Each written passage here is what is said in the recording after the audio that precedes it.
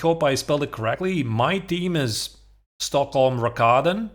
We are the current champions of Swedish League. And we have a very good lineup. So in our team is Jon Lodvig Hammer. So I'm sure you know the guy. One of the strongest Norwegian grandmasters. He's also recently basically a full-time commentator for Norwegian TV.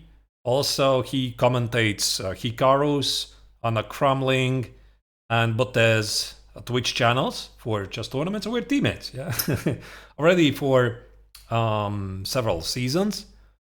And then we have some of the leading Swedish talent in the team, like Eric Blomqvist, like Yunming Seo, like the young kids. So yeah, it's very, very good team. And we're playing against Team Växjö.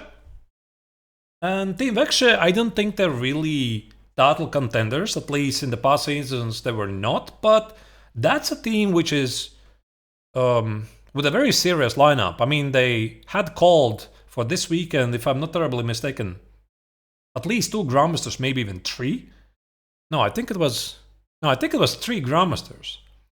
And I had the opportunity to play on the 4th board with white color.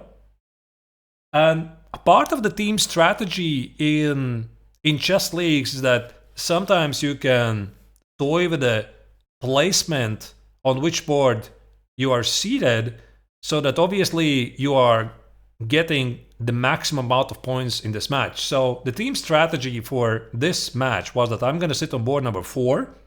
I will be given with the white color. This means I have to strike. So they expect from me a victory. I could easily play on top board, and I later played on top board as well. Then I play a second board, but this game I played on board 4. And my opponent was FIDE Master Tom Rydstrom. I mean, I do not know him. He's a pretty young player. So there was basically no prep for me. I thought about several ways to continue. I thought maybe I should try to play d4, because recently I made a choice that I should be playing more d4, c4 setups, but I don't know. Then at some last minute I decided, okay, whatever. I'm just going to play the Reti and see what happens. So this is a small secret of mine. When I'm not really in the mood to prep, I just play the Reti. Yeah, it's like ultimate problem solver. So the Reti, he plays d5, I play g3.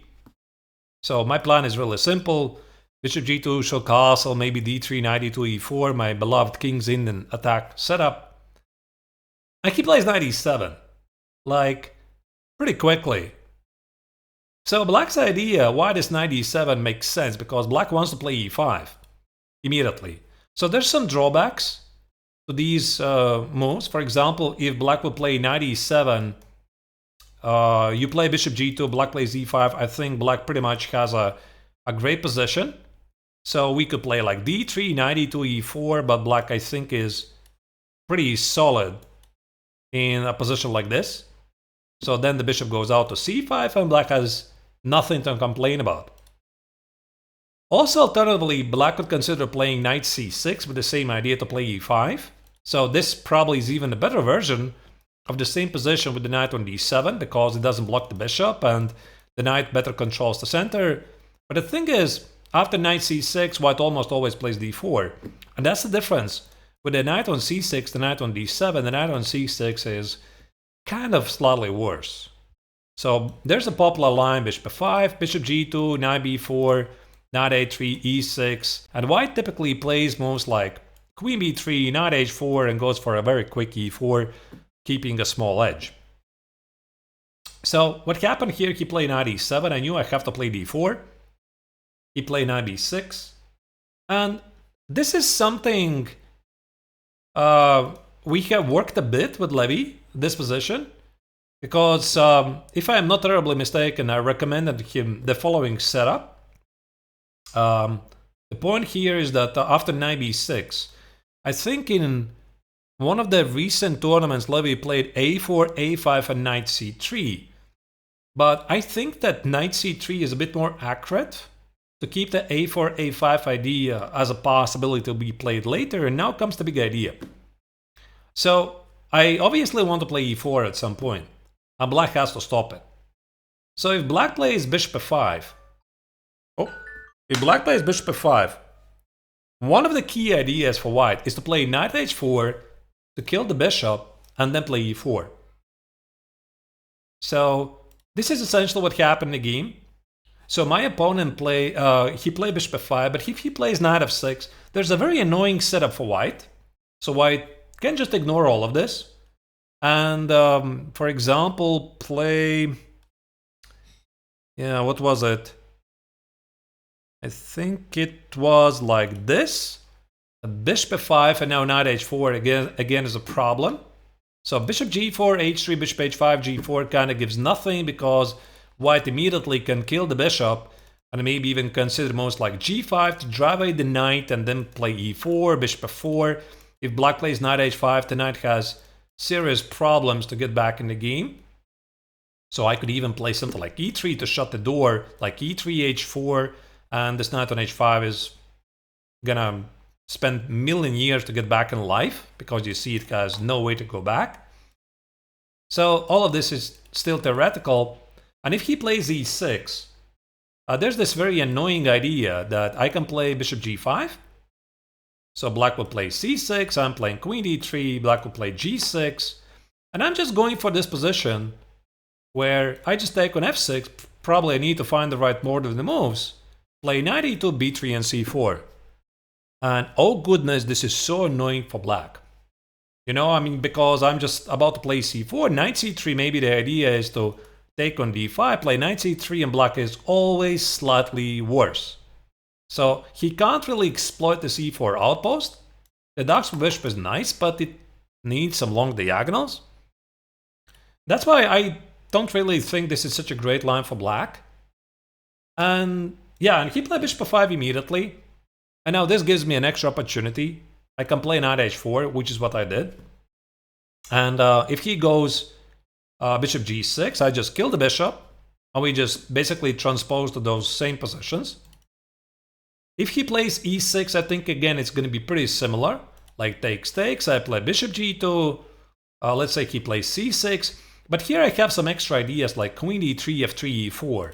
For example, he goes here and I can very quickly rip apart the center. And I think Levy already played one of the games like this in Madrid tournament against Macias Pinho. Although I think the players slightly mixed up the move order, but this is what Levy already played. But of course I can just play also the same idea by allowing black to play knight f6, play bishop g5, take on f6, play e3, knight e2, b3, c4. So now he played bishop g4, and the entire idea of this bishop f5 and bishop g4 is that if I play h3, g4, try to trap the bishop, meaning you think this is pretty great, right? I play bishop g2, I'm about to play e4, bishop f4, get my two bishops in an open position, I'm doing great. But now the key idea is that after g4, black typically has this very annoying intermezzo move e6, and that changes things. You know, that's why it's very important for black not to rush with his knight f6. Hey, Cam. Oh, we have a fellow Patreon member. How are you doing, Cam? Here, if you take on h5, queen h4, I think black is doing great. So that's why this entire sequence quite doesn't work. And again, look at this. It's all about this sequence, all about the order of the moves. So black plays knight f6. If I play now bishop g2, after this sequence, you see, he can no longer play e6 because the queen is blocked by the knight. So he can't really execute the same idea again, right? So now with knight h4, bishop g4, h3, bishop h5, it seems that after g4 he has access to e6, but now comes the surprising resource. Knight g2. Now this is something that makes this line really so special because I want to play knight f4. And let's say if he plays something normal like knight f6, I play knight goes here. He probably needs to protect the bishop because I could just rip apart again the center with something like e4. I have two bishops, I have the center, I'm doing great, like knight f6, I don't know, maybe even e5 for take it and just rely on my bishops. So what happened is that after this move, he suddenly played f6. And he did it pretty quickly. That I was thinking, wait a second. I think somebody already played this against me online, but I don't think it's a good move. And I had a very vague memory that this move is bad because black wants to save the bishop and position it on f7, but obviously he weakens the king. And he takes away the f6 square for the knight, so it can't be a good move. So my moves are forcing. I have nothing better to do. I have to play knight f4, because if I don't, he's just going to play e5. Yeah, so if I put the knight on g2, I have to go knight f4. He goes here. I was briefly considering the move e4 here. So the point is, if he takes on e4, maybe I can play an inspired gambit, like something like d5, stopping his e5 or c6 ideas. And I briefly looked at this, like let's say he plays c6 to remove this pawn so that he can push e5. I thought maybe I can play knight e6, d takes on e6 and allow this trade and keep this pawn on e6 to keep black with some problems to continue his development. But then again, I felt that all of this is so artificial, so I don't really want to do this. And I mean, bishop g2 is just good, right? Because after bishop g2, if he plays e5, he's just dropping the pawn. So he can't do this. You see, I just collect the pawn on d5. I have enough attacking pieces, 1, 2, 3. Yeah, you see, he is just losing a pawn here. And if he makes an intermezzo move d4 to recapture the pawn on e5 later, I have this very annoying move e6, which by the way is very important. So if he takes it, I take it, and I mean his king is weak. Yeah, so after king f7, maybe I can just play for the mate. Maybe I can take the pawn. Maybe I can just play knight e3. It doesn't matter. I mean, black is just doing terribly because the king's weak. So yeah, I play bishop g2, so obviously he cannot play e5. g5 just makes no sense because I want to position my knight on d3 anyway. So he plays c6 to play e5. And again, I mean, my position is really simple. I have only one move to make because he wants to play e5. And something like knight e3 just feels not right. Because I do believe in principle that you do not want to remove your pieces from good squares if nobody's bothering them. And I like my knight on f4. So what I do, I play e4. I mean, this part I play very quickly. You see, I literally spent here like 7 minutes. I don't know the theory here, but I kind of knew that bishop on f7 is pretty bad. And I had a suspicion that most likely he has to take on e4. I was pretty sure he is not gonna do it, but I had a suspicion he has to do it. And now the point is that if I take with the knight, he plays e5. So I take on e5, he takes on d1, and I'm not really sure does he need this check, knight e3, and f takes on e5. And what I could not understand is how much better I am, because it was pretty obvious to me. I am better. I have better pieces. I have beautiful knights. He has a weak pawn on e5. Obviously, I can't take it. That's a pin. But I mean, my king is kind of in the center. Maybe he gets to play some aggressive chess, and perhaps he's doing okay. Yeah, like knight e5, bishop d5, whatever. I mean, the king is in the middle of the board. So I was not really sure about this. And that's why I thought if he is going to take on e4, I might play a gambit. So I was thinking about move like queen e2, just to keep the queens on the board. I was not entirely sure about this. The point is if he... wait, I think I was taking on e4 immediately. Wait, sorry. Yeah, I think it was knight x on e4, queen e4. Oh, what I'm doing. Sorry. e5, and now I play queen e2 to keep the queens on the board. So I was thinking that this could be a fun way to play. And obviously he can't take this as a mate. As you see, that's a double check. And obviously he can't take on d4 as well. I just want to take on e5 and keep the queens on the board, so he has to take with the queen. And I was not sure what to make of this position, so I could play maybe knight e3. I'm playing bishop e3 next, playing short castle. He has some problems with development. If he castles long, typically to the Scandinavian defense, I have a pretty great compensation. And I was feeling quite inspired. I was not really sure what I'm gonna do if he indeed is gonna go here, because I can also take with bishop e4. Yeah, good morning to all. Or good evening, or wherever you are. And now after e5, I can take on d1 with the knight, and then again I'm slightly better. But again, the question is how much? And I'm well too experienced to know that it's probably not a lot.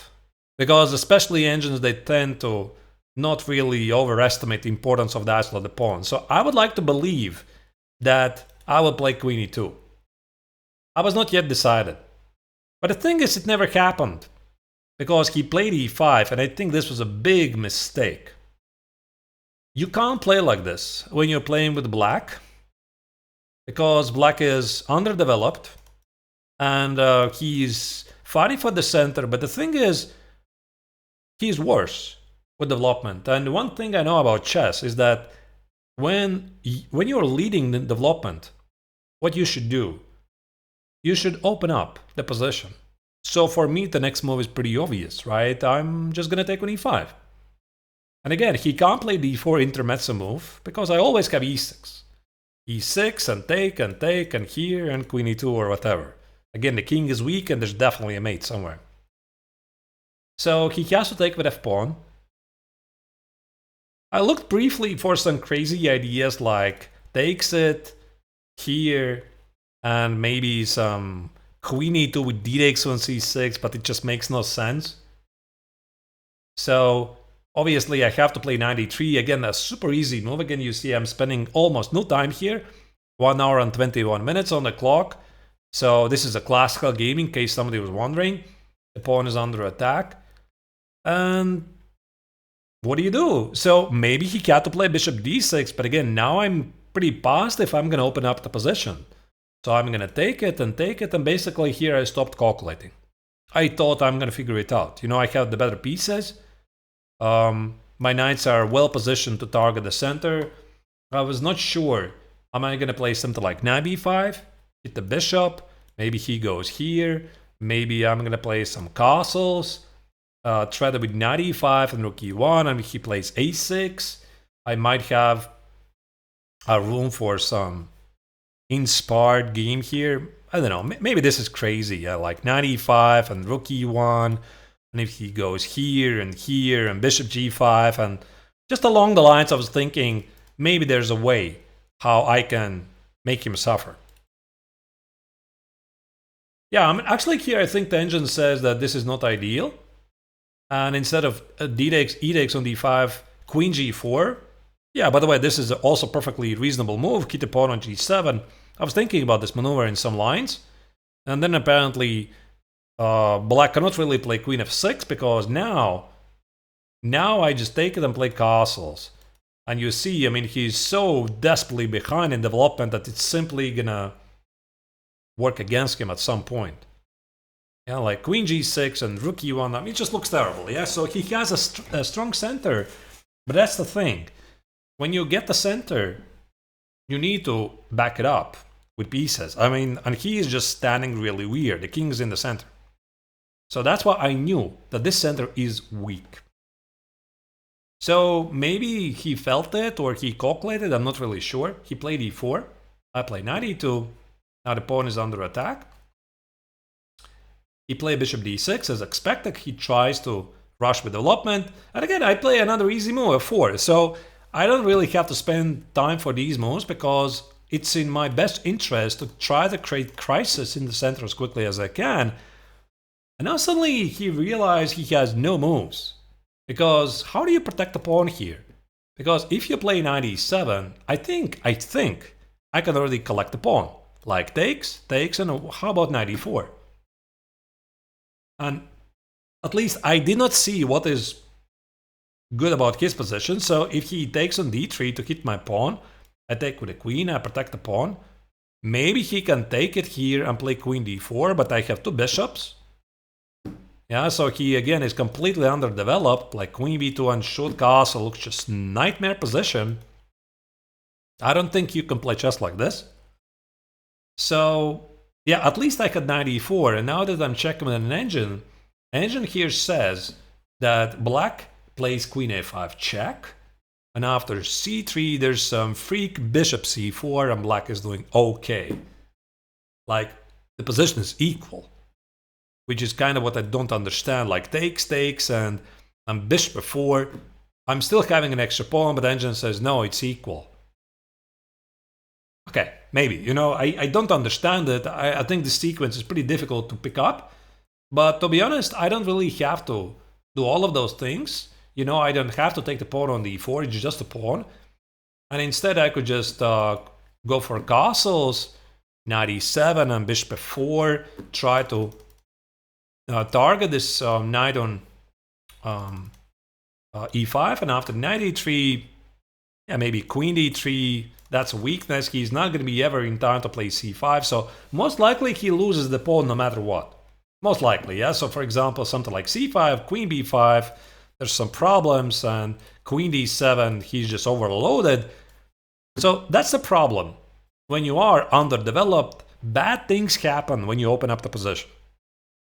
Yeah, so I think I would have figured it out that taking the pawn on d4 is maybe not ideal, although I did not see this idea of queen a5 and bishop c4. I think it's a bit nuts. So, but it didn't happen. And he played, let me refresh, he played e takes on f4. And I was thinking, it's a mistake. I mean, something feels wrong about this position, because I think my opponent should be focusing on development, not grabbing pawns. That's why here, the first instinct I had, I'm not going to take the pawn back. But instead, I should focus on my development. So I see a couple of moves. So the first idea I'm thinking, I mean, obviously I can take the pawn here to open up the queen. And he can't play knight f6, that's going to be a fork. So I think this part is pretty obvious. So he probably is going to play knight e7. I thought I could play e5, he goes here. I thought I could play queen g4, he goes here. I could play maybe e6 at some point, and he goes something. But the point is, I did not really see what I have here. Even here, okay, maybe the engine says that e6 is inaccuracy. So I could play maybe bishop d2 on long castle, black plays knight e5, and is he really doing so badly? I mean, he has some counterplay. Obviously, he is worse because the king's pretty weak, and I have wonderful pieces here, but I feel I can do more. So I'm going back and I'm thinking, probably not e5. So what else I can do? I'm thinking I could play e5 first.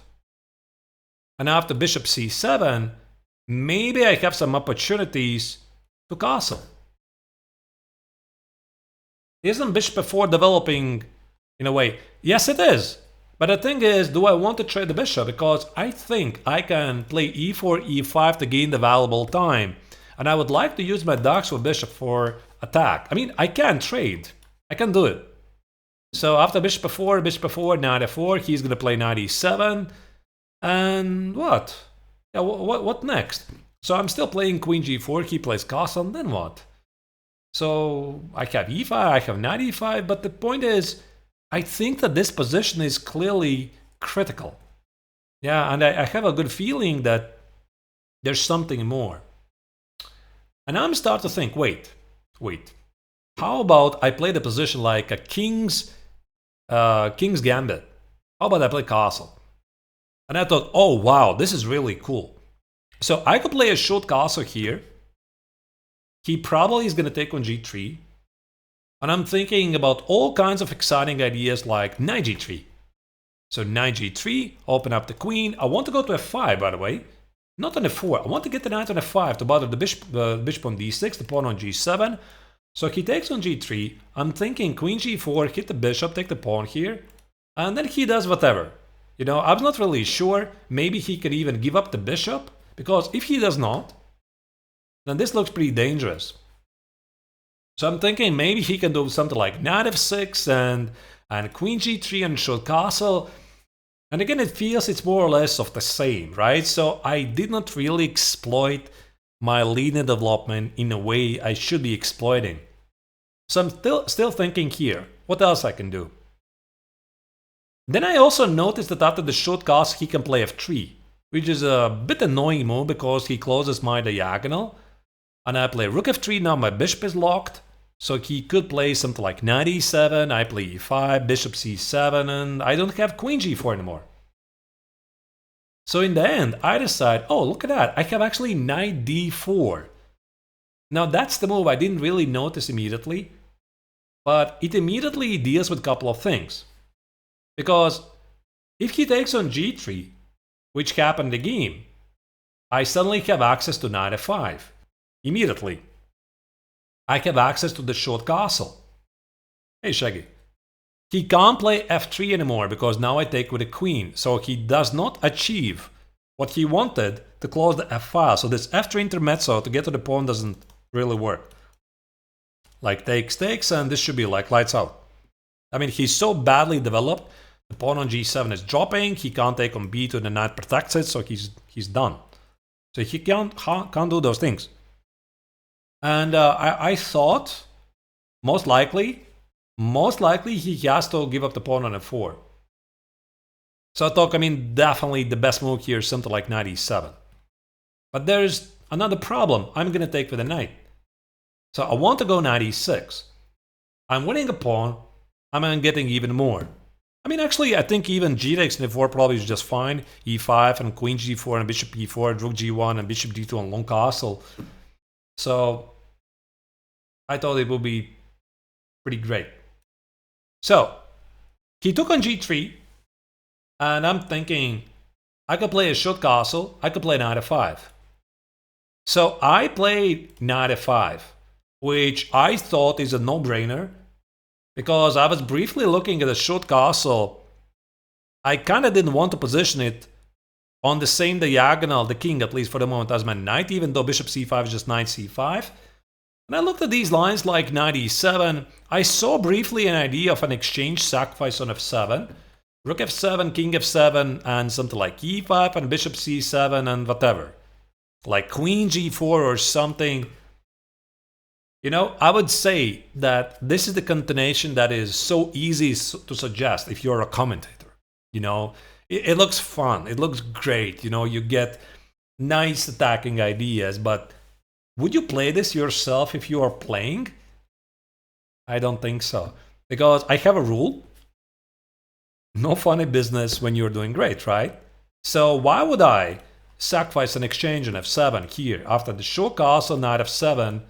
Why would I do that when I'm doing great? It's just not how I play chess. Although I saw obviously the idea, and I was thinking some queen h5 check idea, bring the bishop in the game, and rook g1 and knight e6 and e5. Everything just goes to the king, right? It looks really great. But yeah, engine says knight f5 is a mistake, you know, but it's not a mistake. I mean, the evaluation goes from 3.5 to 2.1. It's just a great move. And now the thing is, I was only expecting him to play g6. And I'm going to take on d6, and I'm going to play bishop f4 and castles and bishop e5. I'm completely dominating the game. Like here, and castles, and he goes here, and I go here, and he goes here, and das vidanya, yeah? That's all she wrote, essentially. So the game is finished. You take on e5, bishop f6, and let's start a new game. So white is completely dominating the board. And there was one move I kind of thought he might do it, but I did not believe it's a possibility. And he played bishop f8 to protect the pawn. I mean, there's literally no other move. Because, again, g6 weakens all the squares, and knight e7, I just kill him immediately. Yeah, like bishop h6. This king is weak, castles, and queen f3 and e5, whatever. Just use your imagination. It's just really bad. And I just could not believe you could play like this. So, when I saw this, I thought, there's got to be a win. So I'm immediately looking for the win. Why? Because I have an uncontested knight on f5. I can't play a very quick short castle. And I was looking for this win, but I could not find it. So I looked for bishop f4. This was my initial choice. So I mean, I'm developing a piece, and if he plays g6, I wanted to play bishop e5. So he could maybe take it, and I could take it, and he could maybe take it. But then again, I was not really sure why I'm doing all of this only for an exchange. It didn't really feel me. It didn't feel correct that I'm playing bishop f4, bishop e5, bishop h8, that I'm trying to win the exchange when the position is actually demanding a direct attack. So that's why I played the short castle. So now we have like a very inspired king's gambit on the board, sacrificing 2 pawns, but a pawn on g3 actually shelters the king. So this pawn on g3 is not something we should be bothered.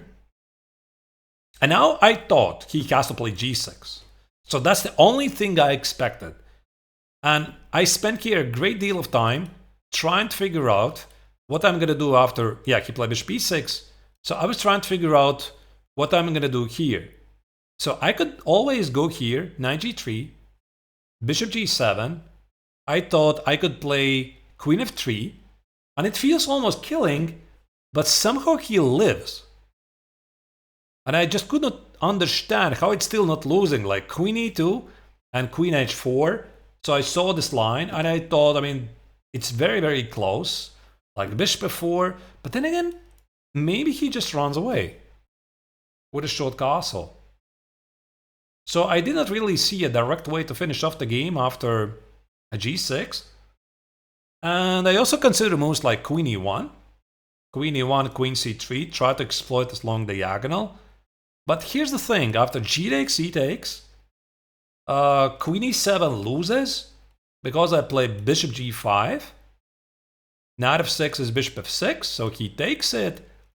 And king e7 is knight e5.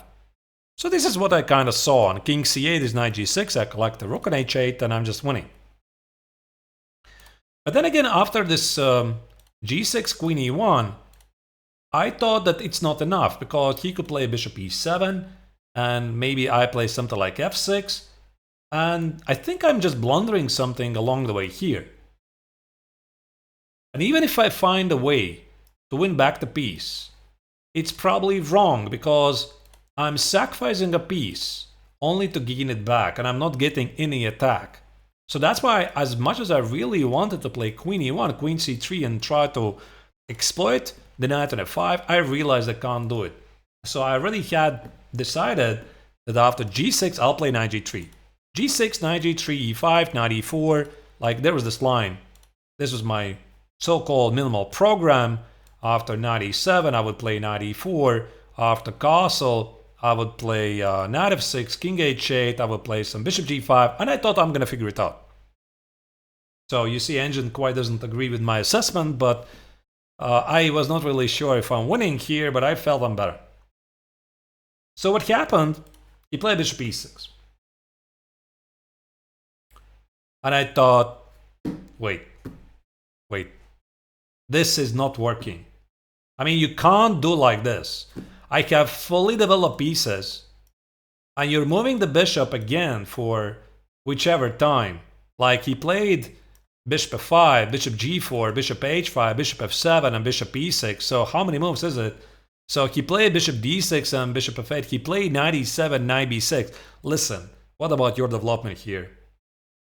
I thought there's got to be a kill. And as soon as I formulated this thing, I instantly saw knight g7, instantly. So knight g7 idea with queen h5. And now, I tried to calculate these lines. So I was looking also at some other continuations like queen g4, just to play positionally, bring more pieces in the attack. And he probably just takes it.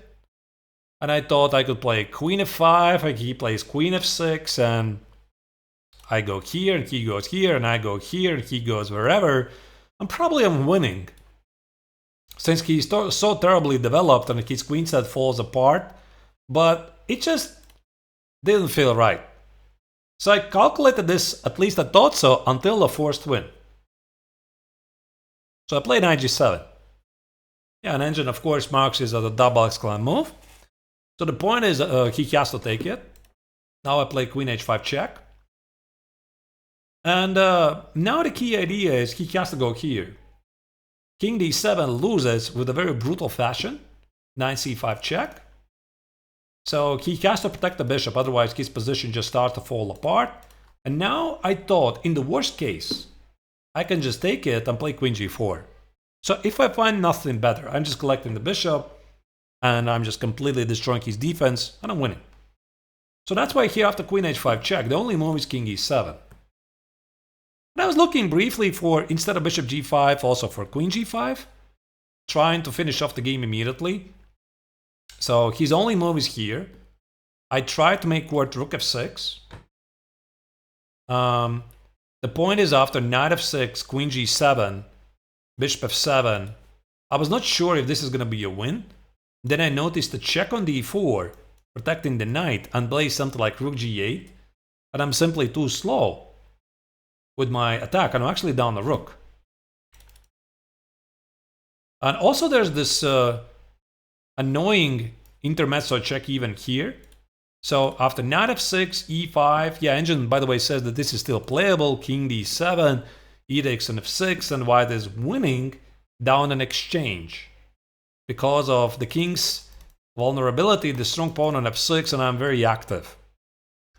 So I think I would have played this if I had nothing better.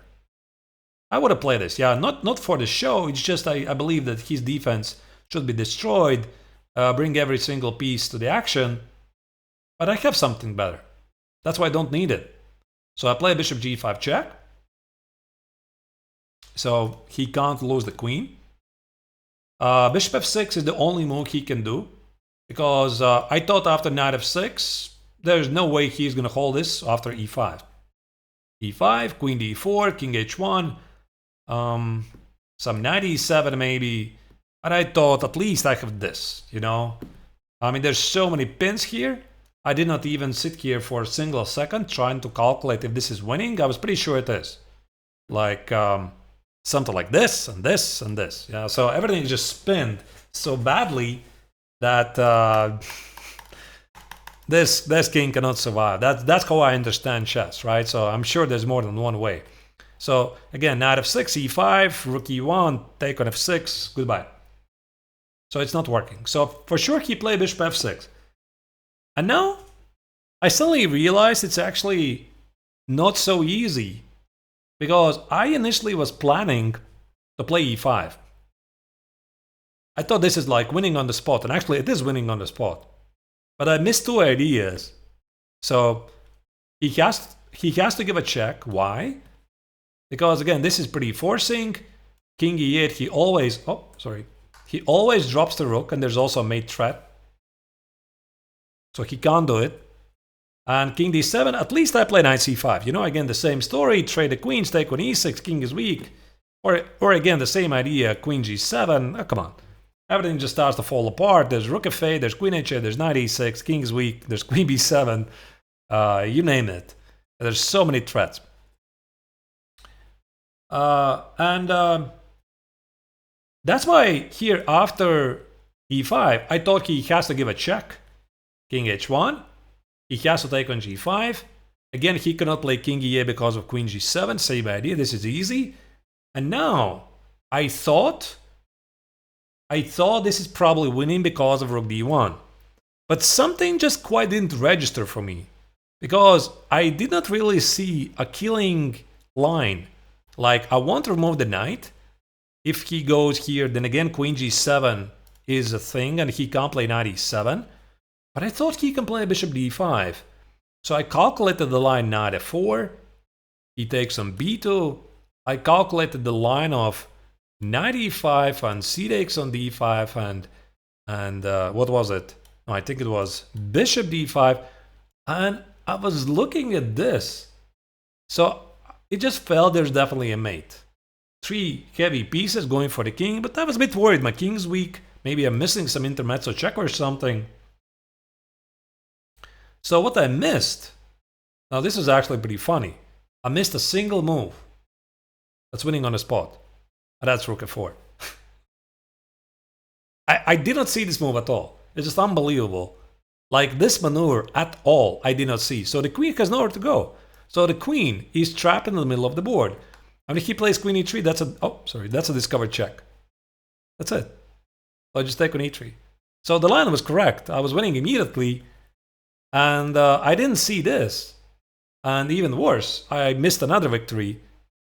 After rook d1, bishop d5, I saw this idea in a different line, that I can play queen g7, and I have e6. I'm winning the queen. And I missed this idea as well, in this particular line. And that's why here I was thinking, okay, listen, e5, queen d4, king h1, bishop g5, queen g5, king d7, rook d1, bishop d5, blah, blah, blah, etc. So I was calculating all of this, and I realized, wait a second. Since I give up the d5 square for this bishop d5, again in this line, e5, queen d4, king h1, bishop g5, queen g5, king d7, rook d1, I give up the d5 square for the bishop. How about I change the order of the moves? And I thought, oh my goodness, this is totally such a boss move, rook d1. You know, I'm keeping the control of the d5 square. I'm not yet forcing the action in the center. And I want to play e5 next. I want to use this d file open. So that's a massive difference. And he has no defense here. So he spent literally every time he had here in this position, he came up with queen d4 after 18-minute think. There's nothing better. And again, I just want to play e5. So if he goes knight e7, I think it's e5 again. e5 and bishop g5 and queen g7, same ideas again. So he gave me a check. I went here. Yeah, and now I noticed that after knight e7, I have this very annoying move c3. And he has difficulties to place the queen. Like, nowhere. Like queen c4, and again I play e5. e5, knight e5, knight e5. He can't take it, that's a pin. That's it. So the game finished very quickly. He played h6, which I thought was a pretty decent attempt. And the point is, he wants me to take on f6. But now I can attack the queen, so I play knight f4. And he loses. Because if he takes on g5, hitting my queen, I give knight g6, intermezzo check. I just collect the rook, and then I take the queen. That's it. Yeah, so this is not even difficult. So this knight g6, I take everything with a check. Everything just starts to fall apart. Also, if he decides to take on d1, I think I can just take the queen, or maybe even knight g6 first. Yeah, knight g6, I just collect again here, then take the rook, whatever. Everything just starts to fall apart. So I gave this, yeah, he played bishop f7, which I thought was pretty smart because he wants to keep some tricks on the board. And yeah, that's it. So I play knight g6. I'm about to collect the queen. And I was expecting that he's going to go here, here. Now the bishop is under attack, but more importantly, queen g7 is a big threat.